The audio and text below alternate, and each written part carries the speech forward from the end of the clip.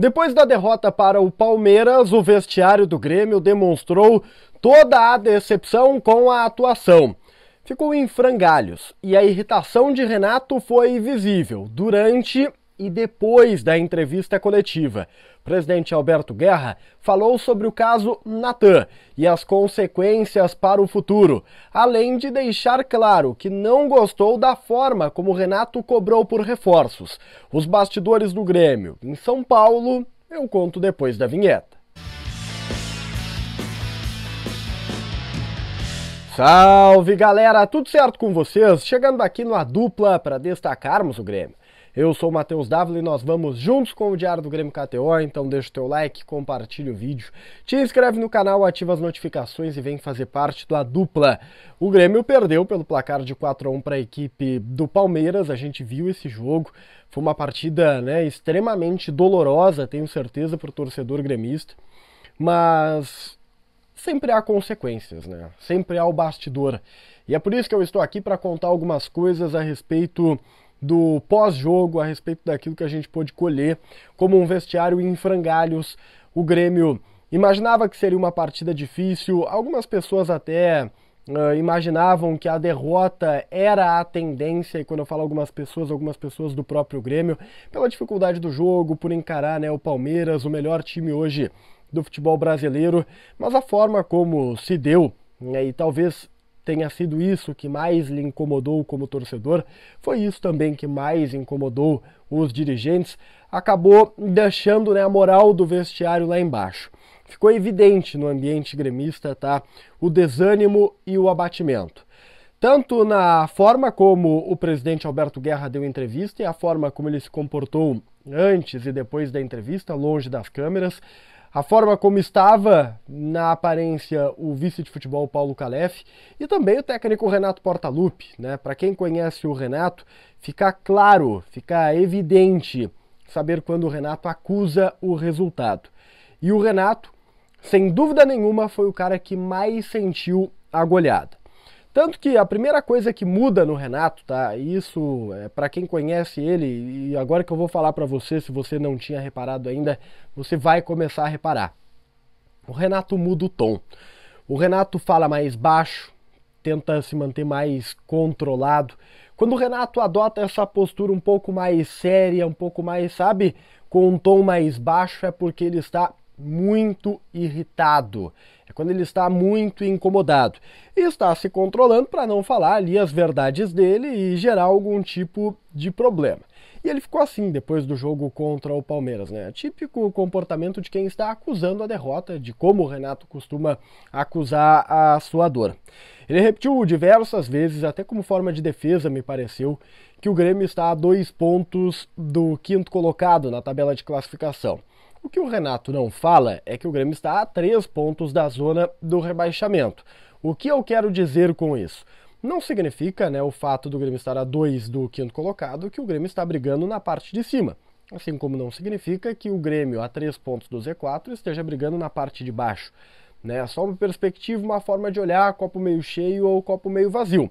A questão é a forma como o Grêmio tem se comportado. Forma essa que vinha incomodando o treinador. Mas no novo discurso de Portaluppi, o Grêmio está bem. Renato chegou a falar isso, o Grêmio oscila, tem pontos altos, pontos baixos, mas está ali, está no meio da tabela, tem muitas lesões, ele voltou a justificar o momento gremista pelas lesões, ele tem esse discurso, está usando esse discurso, como campanha para se proteger da atual fase. Enfim, achei que o Renato mudou muito o seu comportamento, talvez por conta desta irritação, e a gente sabe que a irritação foi muito forte no vestiário do Grêmio, que ele está muito incomodado.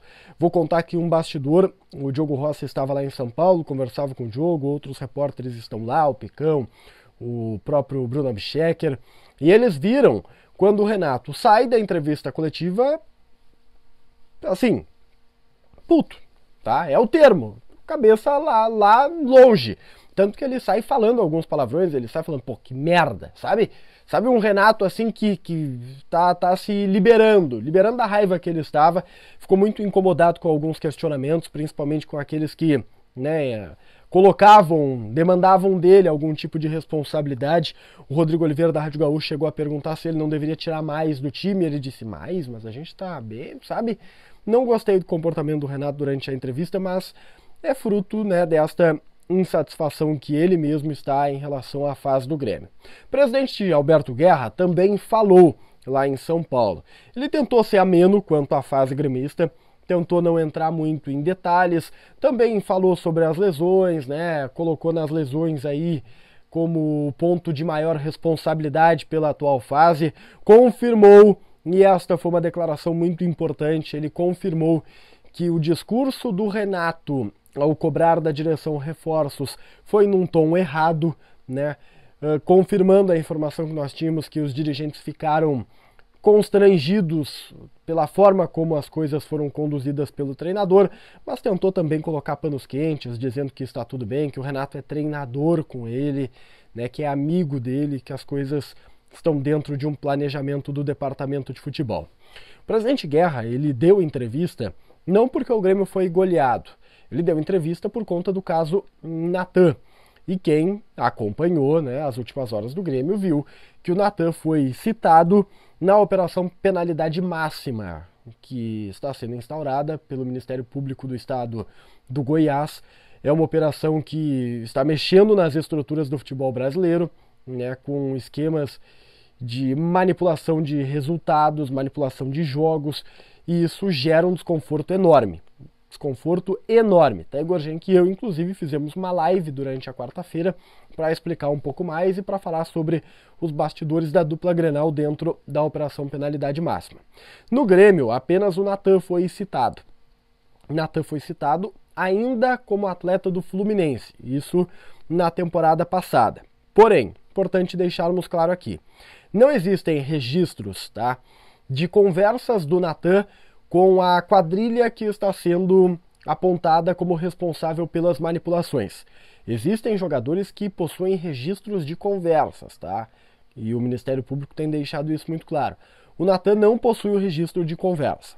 O Natan alega ser inocente, publicou uma nota nas suas redes sociais, o Grêmio se manifestou dizendo que confia na palavra do jogador.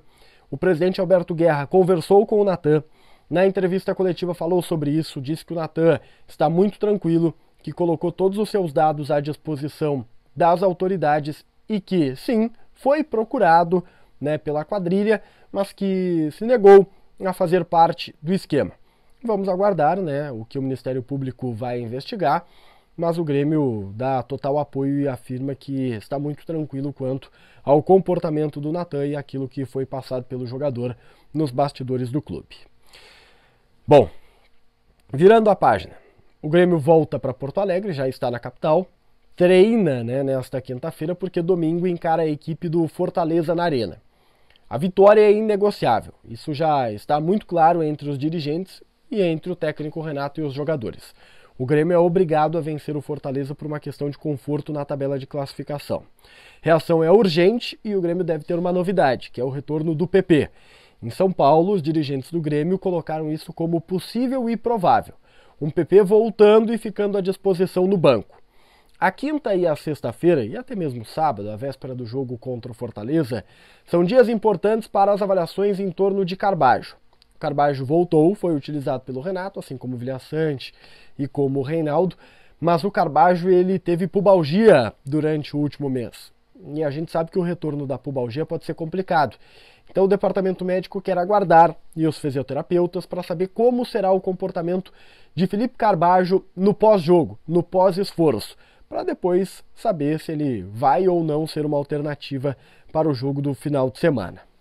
Aí na tela vai aparecer o vídeo sobre a derrota do Grêmio, uma derrota vexatória, as avaliações elas precisam ser tiradas e tem coisas que são inadmissíveis. Convido você a clicar aí, acompanhar e participar, né, destas avaliações. Deixa o like, compartilha o vídeo, te inscreve no canal, ativa as notificações e vem fazer parte do A Dupla. A gente se vê. Tchau, tchau.